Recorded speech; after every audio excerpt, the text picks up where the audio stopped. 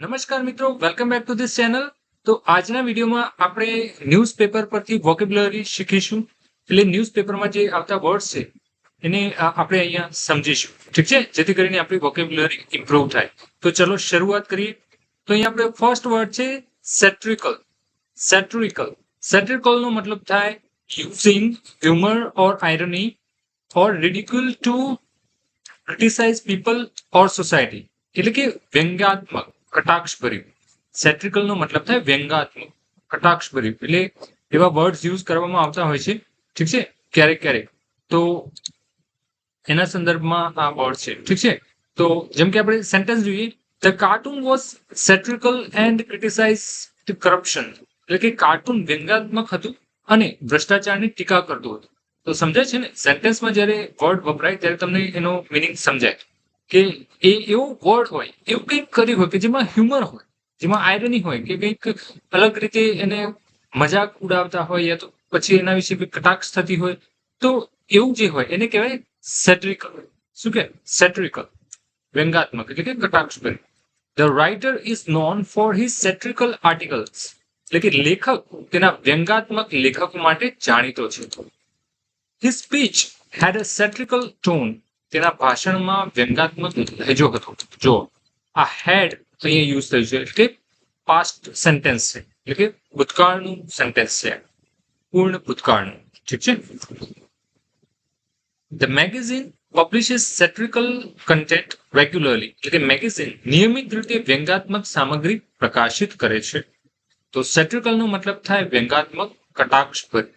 Okay, I hope કે તમને આ વર્ડ ક્લિયર થયો હશે.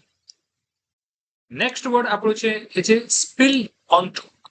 સ્પિલ ઓન્ટો. સ્પિલ ઓન્ટો નો મતલબ થાય two spread from one place or area into another. એટલે કે એક પ્લેસ થી બીજા પ્લેસમાં સ્પ્રેડ થવું, ફેલાવ, યા તો એક એરિયામાંથી બીજા એરિયામાં ફેલાવ, એને કહેવાય સ્પિલ ઓન્ટો. એટલે કે બીજા વિસ્તારમાં ફેલાઈ જવું. ઓકે, તમે આનો મતલબ જે છે એ ગુજરાતીમાં એઝ વેલ એઝ ઇંગ્લિશમાં પણ યાદ રાખવાનું ટ્રાય કરવાનું, જેથી કરીને શું થાય કે ઇંગ્લિશમાં એને આપણે એક્સપ્લેન કરી શકીએ, જેથી આપણું ઇંગ્લિશ બેટર થાય. ઓકે, તો એના સેન્ટેન્સ જોઈએ. The protest spilled onto nearby streets. એટલે કે પ્રોટેસ્ટ એટલે કે વિરોધ, વિરોધ પ્રદર્શન નજીકની ગલીઓમાં ફેલાઈ ગયું. નિયર બાય સ્ટ્રીટ્સ, સ્ટ્રીટ્સ એટલે ગલીઓ, સ્ટ્રીટ એટલે ગલી, બાજુનો વિસ્તાર એમ. તો spill onto nearby streets. The celebration spilled onto the roads. એટલે કે ઉજવણી રસ્તાઓ સુધી ફેલાઈ ગઈ. તો સ્પિલ ઓન્ટો નો મતલબ થાય ફેલાવ. બીજા પણ સેન્ટેન્સીસ છે. The conflict may spill onto other regions. Conflict એટલે કે સંઘર્ષ, ઝઘડો, બરાબર. તો સંઘર્ષ જે છે અન્ય વિસ્તારોમાં ફેલાઈ શકે છે. મે સ્પિલ ઇન્ટુ એટલે કે ફેલાઈ શકે છે, એવી શક્યતા બતાવે છે. મે જે છે એ શક્યતા બતાવવા માટે યુઝ થતું હોય છે, ઠીક છે. સ્પિલ ઇન્ટુ અને રિજન, રિજન એટલે કે વિસ્તાર, એટલે કે સંઘર્ષ અન્ય વિસ્તારોમાં ફેલાઈ શકે છે. The crowd spilled into the main highway. Spilled into, જો અહીંયા ભૂતકાળની વાત થઈ છે. ભીડ મુખ્ય હાઈવે સુધી ફેલાઈ ગઈ, બરાબર. તો સ્પિલ ઓન્ટોનો મતલબ થાય ફેલાવ, એક વિસ્તારમાંથી બીજા વિસ્તારમાં ફેલાવ, એક જગ્યાએથી બીજા જગ્યાએ ફેલાવ, એને કહેવાય સ્પિલ ઓન્ટો. પછી છે ઇરેગ્યુલારિટીઝ. ઇરેગ્યુલારિટીઝ નો મતલબ તમને ખબર પડી ગઈ હશે, ઠીક છે. તો પણ આપણે એનો મિનિંગ જોઈએ. Action that do not follow rules or proper procedures. એટલે કે એવા એક્શન્સ, એવા કાર્ય કે જે રૂલ્સ, પ્રોપર જે રૂલ્સ ફોલો થવા જોઈએ એ ફોલો ના કરતા હોય, એ પ્રોસેસ ના થતી હોય, તો એવા એક્શન્સ જે છે એને કહેવાય ઇરેગ્યુલારિટીઝ. એને કહેવાય અનિયમિતતા યા તો ગેરરીતિ. જેમ કે પેપર લીકની જે ઘટના બની એમાં ગેરરીતિ જે આચરાય એને કહેવાય ઇરેગ્યુલારિટીઝ, બરાબર. ધ ઓડિટ, સેન્ટેન્સ જોઈએ આપણે. The audit revealed financial ઇરેગ્યુલારિટીઝ.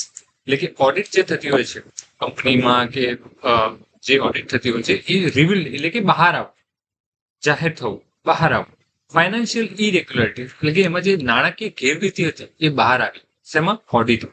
Audit A audit થઈ એના કારણે આ બધી નાણાકીય ગેરરીતિઓ બહાર આવી. તો the audit revealed financial irregularities. Officials were questioned about election irregularities, એટલે કે ચૂંટણીની ગેરરીતિઓ અંગે અધિકારીઓની પૂછપરછ થઈ. વર ક્વેશ્ચન્ડ, ઓફિશિયલ્સ વર ક્વેશ્ચન્ડ, ક્વેશ્ચન એટલે એમને પ્રશ્નો પૂછાયા, પૂછપરછ થઈ એમ અબાઉટ ઇલેક્શન ઇરેગ્યુલારિટીઝ, એટલે કે ઇલેક્શનમાં જે ઇરેગ્યુલારિટીઝ થઈ હશે, કે જે ગેરરીતિ આચરાઈ હશે, તો એના કારણે એમની પૂછપરછ થઈ એવું કહેવામાં આવે છે. ધ રિપોર્ટ હાઇલાઇટેડ એડમિનિસ્ટ્રેટિવ ઇરેગ્યુલારિટીઝ, અહેવાલમાં વહીવટી ગેરરીતિઓ દર્શાવવામાં આવી. An inquiry was launched into the irregularities, ગેરરીતિઓની તપાસ શરૂ કરવામાં. નેક્સ્ટ વર્ડ આપણે જોઈએ. નેક્સ્ટ વર્ડ છે આપણો મોડિફાઈ. કયો છે? મોડિફાઈ. મોડિફાઈ જે છે MODIFY, તો એ મોડિફાઈ છે. એનું મોડિફાઈડ એટલે પાસ્ટમાં છે આ વર્ડ, એટલે કે પાસ્ટ ટેન્સમાં અહીંયા લખેલું છે એટલા માટે, બરાબર. તો મોડિફાઈડ નો મતલબ થાય changed slightly to improve or adjust, એટલે કે એમાં કંઈક ફેરફાર કરેલ. આપણે કે મોડિફાઈ કરવું છે એટલે કે ફેરફાર કરવો છે, એની અંદર જે છે એની અંદર ફેરફાર કરવાનો, કે એડજસ્ટ કરવા માટે યા તો એમ કંઈ ઇમ્પ્રુવ કરવા માટે. ઠીક છે, એટલે કે સુધારેલ, મોડિફાઈડ ભૂતકાળ છે, એટલે ઓલરેડી મોડિફાઈડ થઈ ચૂક્યું છે, એને કહેવાય મોડિફાઈડ, બરાબર. તો મોડિફાઈડ સુધારેલ, સુધાર કરેલ, ફેરફાર કરેલ, એને કહેવાય મોડિફાઈડ. જોઈએ આપણે sentence. The rules were modified recently, એટલે કે નિયમોમાં તાજેતરમાં ફેરફાર કરવામાં. રિસન્ટલી એટલે કે તાજેતરમાં. The plan was modified after discussions, ચર્ચા બાદ યોજનામાં ફેરફાર થયો. પ્લાન એટલે કે યોજના, ઠીક છે, એનો અર્થ કે કોઈ યોજના ઘડી હશે એમાં મોડિફિકેશન કરવામાં આવે. The policy has been modified to suit current needs, એટલે કે હાલની જરૂરિયાત મુજબ નીતિમાં ફેરફાર કરવામાં આવે છે. The vehicle was modified for better performance, એટલે વાહનને વધુ સારી કામગીરી માટે, વધુ સારા એના પરફોર્મન્સ માટે સુધાર કરવામાં આવે છે. તો મોડિફાઈ નો મતલબ શું થાય? સુધાર કરવો. અને મોડિફાઈડ છે આ વર્ડ પાસ્ટ ટેન્સમાં વપરાય છે. નેક્સ્ટ વર્ડ જોઈએ આપણે. નેક્સ્ટ વર્ડ છે ઓક્ટોજેનારિયન. ઓક્ટોજેનારિયન, ઓક્ટોજેનારિયન નો મતલબ થાય a person who is between 18 and 89 years, એટલે કે 80 થી 89 વર્ષની વચ્ચેનો જે વ્યક્તિ છે એને કહેવાય octogenarian. Okay, the octogenarian still walks every morning, એટલે કે 80 વર્ષથી વધુ ઉંમરના વ્યક્તિ કે જે ઓક્ટોજેનારિયન એને પર્ટિક્યુલર વ્યક્તિ છે, એ ઉંમરનો વ્યક્તિ છે, એમ વ્યક્તિ હજુ દરરોજ સવારે ચાલે છે. The octogenarian shared his life experience, વૃદ્ધ વ્યક્તિએ પોતાના જીવનના અનુભવ શેર કર્યો. An octogenarian won the local election, 80 વર્ષીય વ્યક્તિએ સ્થાનિક ચૂંટણી જીતી, બરાબર. તો એ રીતે ઓક્ટોજેનારિયન નો મતલબ થાય કે એ વયની વચ્ચેની વ્યક્તિ, કઈ વય છે કે 80 થી 89 વર્ષની વચ્ચેની જે વ્યક્તિ છે એને કહેવાય ઓક્ટોજેનારિયન. ઓકે, ચલો નેક્સ્ટ વર્ડ આપણે જોઈએ. નેક્સ્ટ વર્ડ છે આપણો એજિટેશન. એજિટેશન, એજિટેશન નો મતલબ થાય કે a public protest or state of disturbance, એટલે પબ્લિક પ્રોટેસ્ટ એટલે કે આંદોલન, બરાબર, ઓર સ્ટેટ ઓફ ડિસ્ટર્બન્સ એટલે કે ઉશ્કેરાટ, કે જે અરાજકતા ફેલાયું એને કહેવાય આંદોલન, ઉશ્કેરાટ કહેવાય, ડિસ્ટર્બન્સ. ઓકે, એજિટેશન નો મતલબ થાય આંદોલન, ઉશ્કેરાટ. ધ ડિસિઝન સ્પાર્ક્ડ પબ્લિક એજિટેશન, એટલે કે નિર્ણયથી જાહેર ઉશ્કેરાટ ફેલાય, એટલે કે નિર્ણય એવો હશે કે જેથી કરીને પબ્લિકને આંદોલન કરવા માટે મજબૂર કરી, બરાબર, એમને વિરોધ પ્રદર્શન કરવા માટે મજબૂર કરી. તો એના માટે એ પબ્લિક એજિટેશન ક્રિએટ થયેલું, પબ્લિકમાં ઉશ્કેરાટ ફેલાયો, ઠીક છે, એવો મતલબ.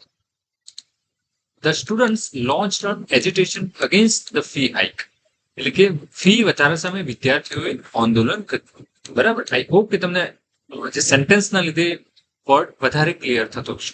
તો આ રીતે જ વર્ડ યાદ રાખવાનું, સેન્ટેન્સ બનાવવાનું, જેથી કરીને એ વર્ડ્સ આપણને ક્લિયર થાય. ઓકે, તો આપણા મેમરીમાં સારી રીતે ફિટ થાય અને જ્યારે આપણે યુઝ કરવો હોય તો ડેફિનેટલી આપણે ઇઝીલી યુઝ કરી શકીએ.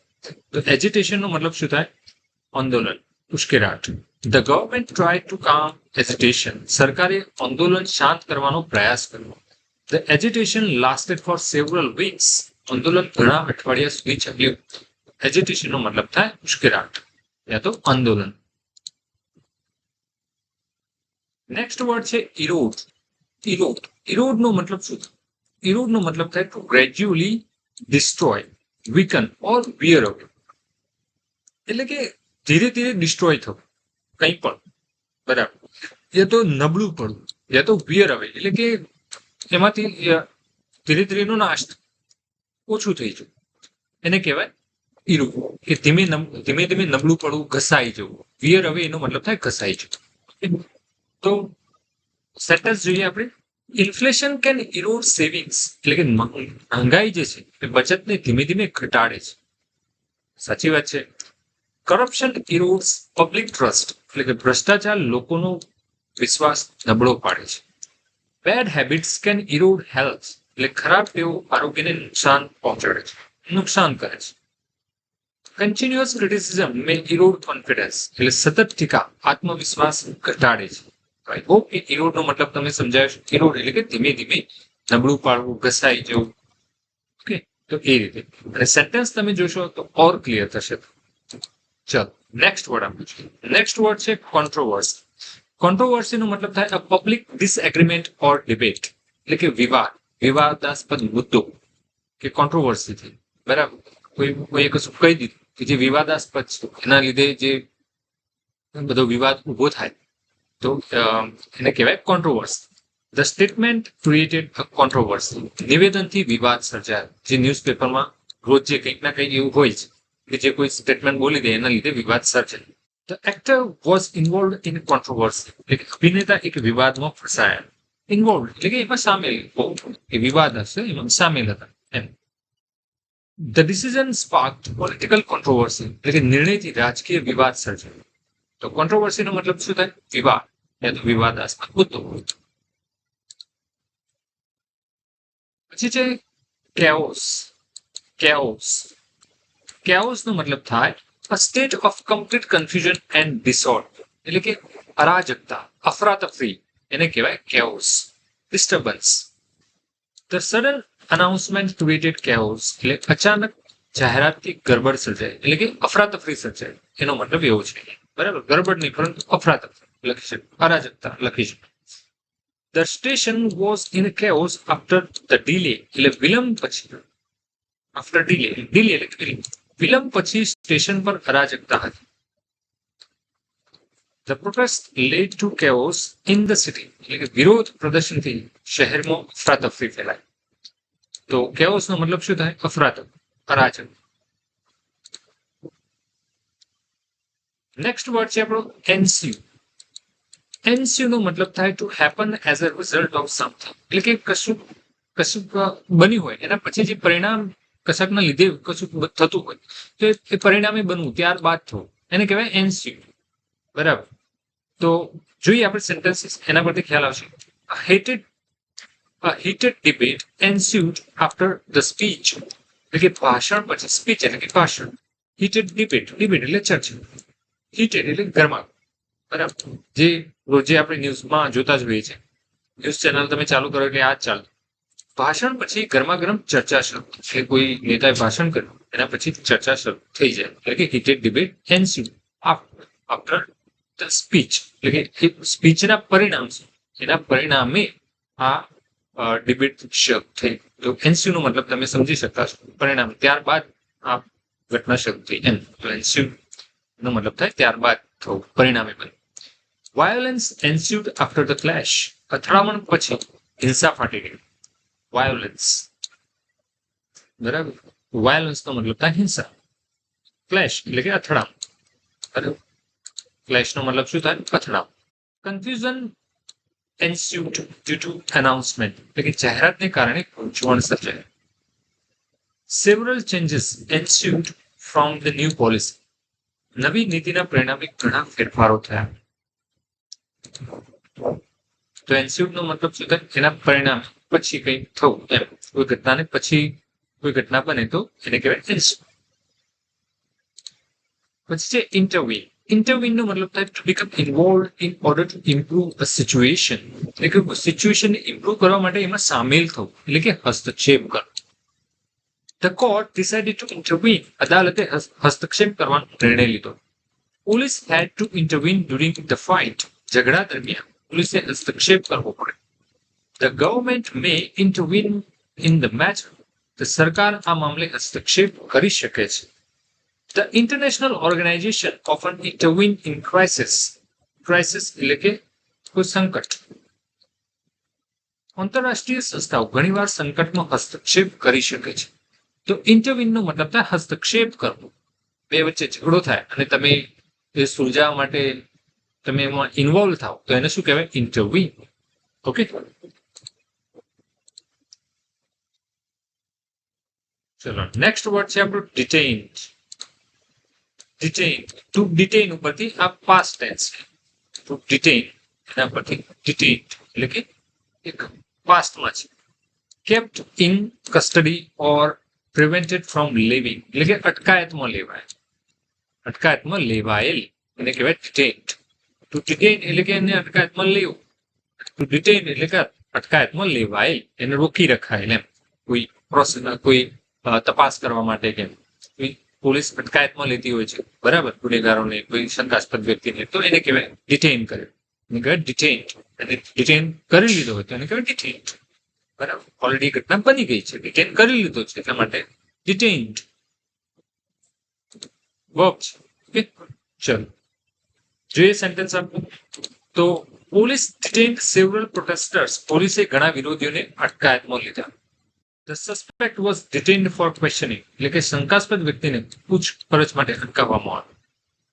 He was detained at the airport. તેને એરપોર્ટ પર અટકાવવામાં આવ્યો. The journalist was reportedly detained. અહેવાલ મુજબ પત્રકારને અટકાયતમાં લેવામાં આવ્યા. તો ડિટેઇન નો મતલબ શું થાય? અટકાયતમાં લેવાયેલ. ડિટેઇન નો મતલબ થાય અટકાયતમાં લેવું. ચલો આપણો લાસ્ટ વર્ડ છે આજનો doom and gloom. doom and gloom આ ફ્રેઝ, બરાબર. તો doom and gloom નો મતલબ થાય a feeling that things will be very bad in the future. એટલે કે એવી ફિલિંગ કે જે એવું ફીલ કરાવે કે આવનારા ભવિષ્યમાં પરિસ્થિતિ ઘણી ખરાબ થશે, નિરાશાજનક પરિસ્થિતિ થશે. એટલે કે આ નેગેટિવ ફિલિંગ આપણને અપાવડાવે એવી સ્થિતિ, એને કહેવાય doom and gloom. બરાબર, કે નિરાશા અને નકારાત્મકતા, ખરાબ ભવિષ્યની ભીતિ કે ભવિષ્યમાં ખરાબ થશે. બરાબર, કોઈ જેમ કે અત્યારે જેમ કે એઆઈ છે, તો એઆઈ ના કારણે આવનારા ભવિષ્યમાં શું થશે તે પરિસ્થિતિ લોકો એને અલગ રીતે એઝ્યુમ કરે છે. અત્યારે ઘણા લોકો એવું કહે છે કે આવનારા ભવિષ્યમાં જોબ્સ, ઘણી બધી જોબ્સ નહીં હોય. બરાબર, તો એ પરિસ્થિતિ કેવી છે? ડૂમ એન્ડ ગ્લૂમ કહેવાય. બરાબર, એ ભવિષ્યમાં આવું થશે, ભવિષ્યમાં આવી પરિસ્થિતિ હશે, ખરાબ પરિસ્થિતિ હશે, તો એને કહેવાય doom and gloom. Expert warn against unnecessary doom and gloom. નિષ્ણાતોએ બિનજરૂરી નિરાશા, જે બિનજરૂરી નિરાશા સામે ચેતવણી આપી. The report spread doom and gloom among investors. એટલે કે અહેવાલે રોકાણકારોમાં નિરાશા ફેલાવી. Despite the doom and gloom, the economy recovered. નિરાશા છતાં અર્થવ્યવસ્થા સુધરી. Media coverage created a sense of doom and gloom. Media કવરેજથી નિરાશાનું વાતાવરણ બન્યું. તો મિત્રો, આજના વિડીયોમાં આપણે આ જે વર્ડ્સ ડિસ્કસ કર્યા, તો આઈ હોપ કે તમે એને નોટ ડાઉન કરશો અને એની પ્રેક્ટિસ કરશો. તમે ઓર સેન્ટેન્સ બનાવશો, યા તો આ જે સેન્ટેન્સ આપણે અહીંયા જે લીધા છે એની પ્રેક્ટિસ કરશો. ઠીક છે, તો પ્રેક્ટિસ કરશો તો વધારે યાદ રહેશે અને તમારું જે ઇંગ્લિશ વોકેબ્યુલરી છે એ તમારી સ્ટ્રોંગ થશે. ઠીક છે, તો આજના વિડીયોમાં બસ એટલું જ. આઈ હોપ કે વિડીયો પસંદ આવ્યો હશે. પસંદ આવ્યો હોય તો શું કરવાનું? લાઈક કરવાનું, શેર કરવાનું, અને ચેનલ પર નવા હોય તો સબસ્ક્રાઇબ કરવાનું. ઠીક છે, જેથી કરીને મને મોટિવેશન મળે. અને આવા વિડીયો તમે ઈચ્છતા હોય તો મને કમેન્ટમાં પણ કહેજો, જેથી કરીને આ વિડીયો આપણે કન્ટિન્યુ કરીશું. ઠીક છે, તો મળીએ નવા વિડીયોમાં. ત્યાં સુધી બાય બાય.